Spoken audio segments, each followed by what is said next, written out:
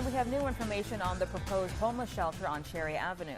The Salvation Army agreed to operating the shelter to help the city's unhoused population, but there were questions about whether they could run a true low-barrier shelter.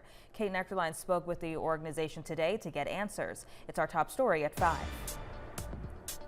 The Salvation Army tells me they are ready and willing to operate this building behind me as a low-barrier shelter. Now they say they are ready to move forward. I've told the city officials that we will run this shelter if it needs to be done that way. Major Mark Van Meter with the Charlottesville Salvation Army says the organization agreed to operate the proposed low-barrier shelter at 604 Cherry Avenue because nobody else stepped up.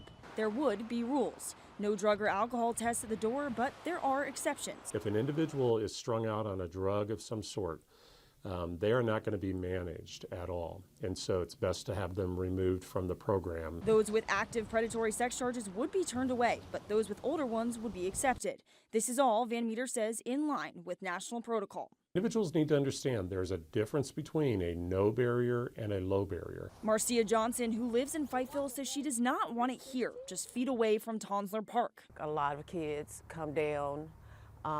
They're unsupervised because they feel so safe here, and I'm not trying to put anyone down, but it's just too dangerous. Charlottesville City Manager Sam Sanders says he has looked into several other locations. There's not a neighborhood where anyone wants a shelter, and I think that makes it impossible for me to find an alternative. Once Sanders receives the Salvation Army's operational plan, the city will host a few more community meetings.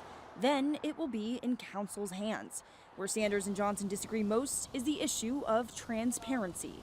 This is not a done thing. I think I heard that loud and clear that some people felt like, well, you've already figured it all out. No, I did the due diligence in order to figure out if it could happen. It's frustration on so many different levels. We just feel like we're not being included until after the city has made their decision on the steps that they're going to do. Kate Nectarline, 29 News.